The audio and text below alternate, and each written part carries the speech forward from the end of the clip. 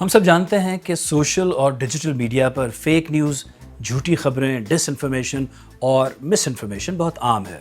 ایسی پوسٹ یا خبریں اگر ملک یا اداروں پر کڑی تنقید کرتی ہوں یا جھوٹ پھیلاتی ہوں تو کیا یہ ڈیجیٹل ٹیررزم کے زمرے میں آنا چاہیے؟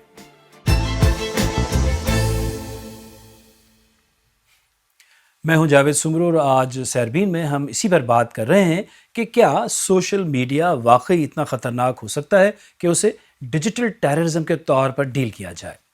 پاکستان کی ملٹری قیادت کا تو یہی خیال ہے، جس نے اپنے ایک حالیہ اجلاس میں سوشل میڈیا اور ڈیجیٹل پلیٹ فارمز پر جاری بقول اس کے غیر ملکیوں کی ایما اور سیاسی مفادات کی بنیاد پر ملک اور اداروں کے خلاف جعلی اور جھوٹی خبروں اور مواد کو ڈیجیٹل ٹیررزم قرار دیا ہے۔ تو آخر پاکستان میں فیک نیوز اور ڈس انفارمیشن کا مسئلہ کتنا سنگین ہے؟ کرغزستان کے دارالحکومت بشکیک میں فسادات، پاکستانی طالبات کو ریپ کیے جانے اور کئی پاکستانی طالب علموں کی ہلاکت کی خبر۔ اگست 2022 میں ایک ہیلی کاپٹر حادثے میں لیفٹیننٹ جنرل سرفراز علی سمیت پاکستان آرمی کے 6 اہلکاروں کی ہلاکت پر کہا گیا کہ یہ بلوچ علیحدگی پسندوں کی کارروائی تھی۔ سن 2002 میں اس وقت کے فیڈرل منسٹر شبلی فراز کا بیان کہ سرمایہ کار کنسٹرکشن کے کاروبار میں اپنی بلیک منی وائٹ کر لیں۔ سن 2018 میں مسلم لیگ نون کی رہنما مریم نواز کا ڈان اخبار کا ایک سکرین شاٹ کہ وہ پریگننٹ ہیں۔ ان تمام خبروں میں ایک بات مشترک ہے اور وہ یہ کہ یہ سب جعلی یعنی فیک نیوز ہیں اور اس طرح کا مواد آئے دن سوشل میڈیا پر ہوتا ہے۔ اور فیک نیوز کی ایک تازہ مثال بشکیک میں پاکستانی طالب علموں کے خلاف مقامی لوگوں کا تشدد تھا۔ گو حالات کافی خراب تھے لیکن سوشل میڈیا پر ان سے متعلق کئی جھوٹی افواہیں پھیلا دی گئی۔ ہمیں کچھ پتہ بھی نہیں چلا نا، ابھی بس ادھر ہوگا، لوگ اس کو پتہ ہوگا کہ مارے نہیں مارے، لیکن لوگ تو بتاتے تھے، سوشل میڈیا بتاتے تھے کہ بس اتنا لوگ مر گیا، اتنا لوگ زخمی ہو گیا۔ یار بس اس لوگوں کو پتہ ہوگی کہ اس نے جھوٹ بولے کہ سچ بولے نا، ہمیں تو پتہ نہیں ہے۔ ہم نے بس ٹی وی دیکھے، اس پہ بتایا رہے کہ یہ کام ہو رہے ہیں، ادھر بچے مر گیا، بچے زخمی ہو گیا، مارتے لوگوں کو، کچھ سچ تھا کچھ جھوٹ تھا اس میں نا۔ لیکن ادھر کوئی بھی مرا نہیں آیا نا، ہم نے تو نہیں دیکھا کون مرے۔ لوگوں نے 10,000 12,000 8,000 لاکھ روپیہ سے خرچ کیا، ادھر گیا سبق واسطے، وہ ختم ہو گیا وہ تو۔ ڈیجیٹل پلیٹ فارمز پر فیک نیوز اور ڈس انفارمیشن ایک انٹرنیشنل مسئلہ ہے اور پوری دنیا اس کی روک تھام کے لیے اقدامات کر رہی ہے، لیکن پاکستان میں اس مسئلے کو ڈیجیٹل ٹیررزم کے طور پر کریکٹرائز کرنے کے خلاف کئی آوازیں اٹھ رہی ہیں۔ ڈیجیٹل ٹیررزم ایک نقصان دہ ٹرم اس لیے بھی ہے کیونکہ ہم نے دیکھا ہے کہ جو سائبر کرائم لا کا اطلاق ہوا ہے، خاص طور پہ جو سائبر ٹیررزم کی ڈیفینیشن ہے وہ صحافیوں کے خلاف بھی استعمال کی گئی ہے، جو ایک اختلافی نقطہ نظر رکھتے ہیں ان کے خلاف استعمال کی گئی ہے، اور ڈس انفارمیشن کے لیے یا جھوٹ پر قابو پانے کے لیے اس طرح کے فریزز استعمال کرنا اور پھر ان کے تحت قانون سازی کرنا، یہ ایک مثبت عمل نہیں ہے، کیونکہ ایک تو چلنگ افیکٹ بھی ہوتا ہے لیکن یہ بھی ظاہر ہوتا ہے کہ یہ ایک سیاسی کریک ڈاؤن ہے، اور یہ صرف اور صرف آزادی اظہار رائے پہ قدغن اور مزید قدغن لگانے کی کوشش ہے۔ یہ جو ایکچوئل ایشو ہے اس کا حل نکالنے کے لیے نہیں کی جا رہی۔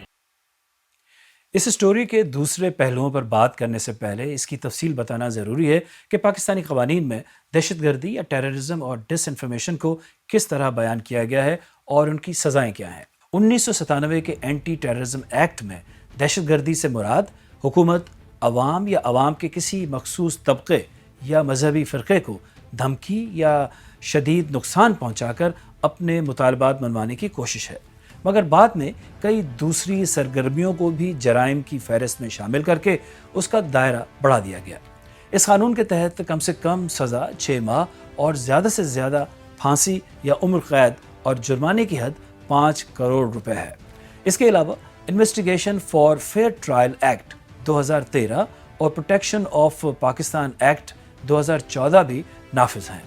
کسی ریاستی ادارے یا شہری کو نقصان پہنچانے کی نیت سے سوشل میڈیا پر ڈس انفارمیشن یعنی جھوٹ پھیلانے کو پیکا یعنی the prevention of electronic crimes act 2016 کے تحت سائبر ٹیررزم قرار دیا گیا ہے۔ اس قانون کے تحت مختلف جرائم کی سزائیں 3 ماہ سے 20 برس تک قید اور 50,000 سے 1 کروڑ روپے تک جرمانہ ہے۔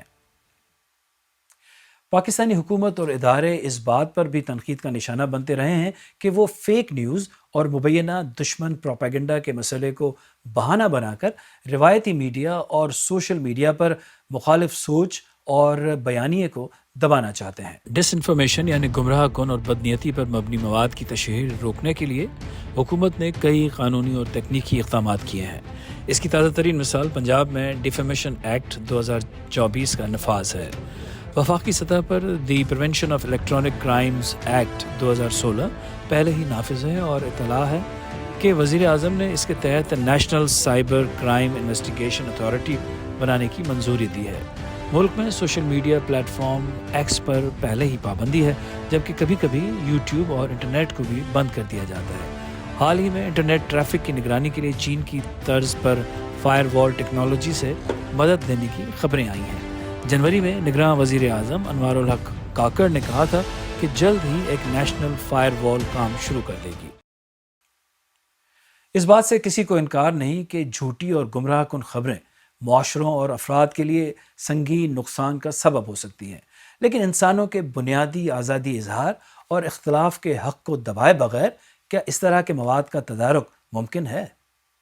ڈس انفارمیشن ظاہر ہے کہ دنیا بھر میں ایک بہت بڑا مسئلہ تو بنا ہوا ہے، لیکن اس میں فرق کرنا، پہلے تو فیک نیوز کا فریز نہیں استعمال کرنا جو ٹرمپ کا بنایا ہوا ہے، لیکن ڈس انفارمیشن اور مس انفارمیشن میں فرق کرنا، انفارمیشن مینیپولیشن ہوتی کیا ہے، اس کو کس طریقے سے ایڈریس کیا جائے۔ دنیا بھر میں اس وقت جو قانون سازی اس حوالے سے ہے وہ تشویشناک ہے، اور کوئی بھی قانون کے ذریعے اس پہ اس طرح سے قابو نہیں پا سکا ہے۔ اس کے ایک آپ کو جواب دینا پڑتا ہے، کاؤنٹر کرنا پڑتا ہے۔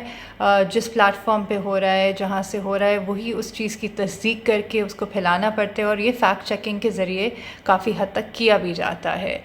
ظاہر ہے کہ اگر کسی نے اس طرح کی بات کی جس کی وجہ سے کسی کی جان خطرے میں ہے، تو وہ اور قوانین بھی موجود ہیں۔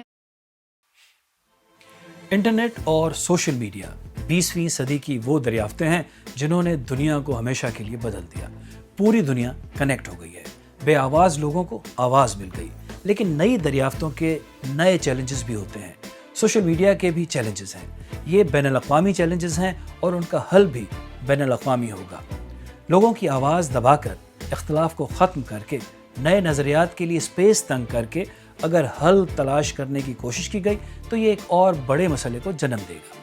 جو آزادی اظہار برسوں کی جدوجہد سے حاصل کی گئی ہے، لوگ اس سے ہرگز دستبردار نہیں ہونا چاہیں گے۔